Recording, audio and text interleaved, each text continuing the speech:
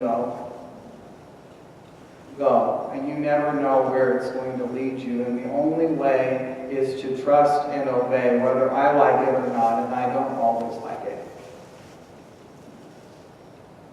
So Abram left just as the Lord told him. And by the way, as a few of the scholars will point out, he didn't obey quite all the way. Actually, he didn't obey all the way because God told him to leave his family behind, but he took his nephew Lot anyway, stuck him in the back seat or on the top of the VW van or whatever it was, and he took him, even though it wasn't supposed to. And I'm not sure you and I ever get it quite right either, so maybe that's all the reason to love Abram and Sarah just a little bit more. So, we'll wave goodbye to Abram and Sarah and Lot for now. Off they go, believing they can be born again, believing crazy enough to believe and to obey the God who gives life to the dead and calls things that don't exist into existence. And we'll peek in again for a minute on Jesus and Nicodemus sitting there alone in the dark, chatting away. Nicodemus, a Pharisee who's given his life to following the law, keeping the Hebrew law. He's very good. He is very good, and we don't want to dismiss that. And so far, Jesus has turned water into wine in a wedding. He's chased a bunch of people cheaters out of the temple, and all of that seems kind of out of the box for a good, settled, righteous, rule-keeping Pharisee like Nicodemus. But Nicodemus dares to come. He dares to come, albeit in the safety of the dark night, and he looks Jesus in the eye, and he says, in essence, he says, we know you're from God. We know. And Jesus says, in essence, he says, nobody notices the things of God unless they're born again, unless they're born anew, unless they're born from above. And it's kind of a funny thing to think that the name Pharisee means separated one. Separated one. Different, better, more holy maybe. Separated, just like Tillich said, but with a different meaning. Or maybe not. I wonder, would Jesus be telling Nicodemus that a separated one, a better one, can be brought near, that he can start all over again? So Nicodemus is born again. How is this all possible? He's a little more stuck than Abram was, who didn't seem to overthink or ask questions like I do. But he's on the way. He's on the way. He's starting to be born again. That's what I like to say. And it looks to me as if Jesus notices that. And so they keep this conversation going. Nicodemus' curiosity might well be the sign that he too is old, but not entirely jaded or cynical. Maybe it's his youthful optimism, as evidenced by his willingness to approach Jesus in the first place, that gives Jesus every reason to believe that Nicodemus isn't entirely stuck, which seems like good news to me. Seems like good news to me if we'll just stop saying we believe and actually believe. If we'll stop merely talking about faith and cheering for faith and advocating for faith and get up and go and do something. If we can put our stock in the impossible notion that God so loved the whole world, that God so loved the whole world, which means me, but not just me, and means you, but not just you. And the person from whom you are separated by fear or mistrust or disagreement or differences or bitterness or whatever it is, that one too. God so loved the whole world. You may not see the way. The whole thing may seem impossible. But God did not hand Abram any proof. God just said, go. Go. God didn't provide Nicodemus with a roadmap for being born again. God just said, you can. We can start again. Even in the broken down mess that we're in. Even in the broken down mess. So it's a word about the future spoken to those of us who don't have much hope about the future. As William Temple said, whatever promotes love and joy and peace has its source in that divine love which sent the Son into the world, not to judge the world,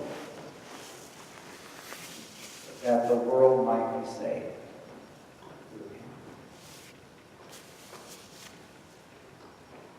Amen.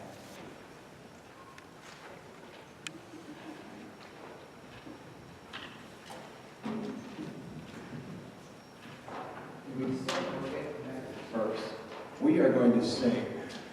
Let's sing, because we really practice this a lot. Right? It's not going to seem like it, but we really practice this a lot. We want to invite you all to stay for as long as you would like today after church. I know there's a Sunday school hour, but you know what? You know what to do. You all love each other. We're all family. So if you'll stand and sing with us, we're going to close with Flawless. We want you to sing along. There's got to be more than going back and forth, from doing right to doing wrong. We were taught that's who we are. Come on, get in line right behind me. You along with everybody, thinking there's worth in what you do.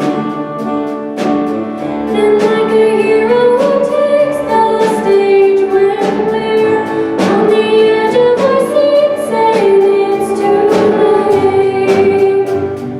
Let me introduce you to Amazing Grace. Everybody sing. No matter the bumps, no matter the bruises, no matter the scars, still the truth is the cross has made, the cross has made you flawless. No matter the hurt or how deep the wound is, no matter the pain, still the truth is the cross has made, the cross has made you flawless. Could it possibly be that we simply can't believe that this unconditional kind of love would be enough to take a filthy wretch like this, wrap him up in righteousness? But that's exactly what he did. No matter the bumps, no matter the bruises, no matter the scars, still the truth is the cross has made, the cross has made you flawless. No matter the hurt or how deep the wound is, no matter the pain, still the truth is the cross has made, the cross has made you flawless. No matter the bumps, no matter the bruises, no matter the scars, still the truth is the cross has made, the cross has made you flawless. Louder, everybody! No matter the hurt or how deep the wound is, no matter the pain, still the truth is the cross has made, the cross has made you flawless.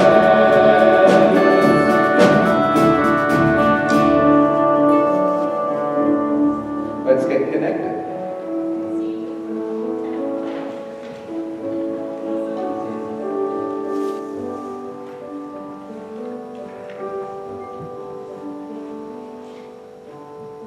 So now may the God of peace, who brought back from the dead our Lord Jesus, the great shepherd of the sheep, by the blood of the eternal covenant, make you complete in everything good, so that you may do his will, working among us that which is pleasing in his sight, through Jesus Christ, to whom be the glory forever and ever.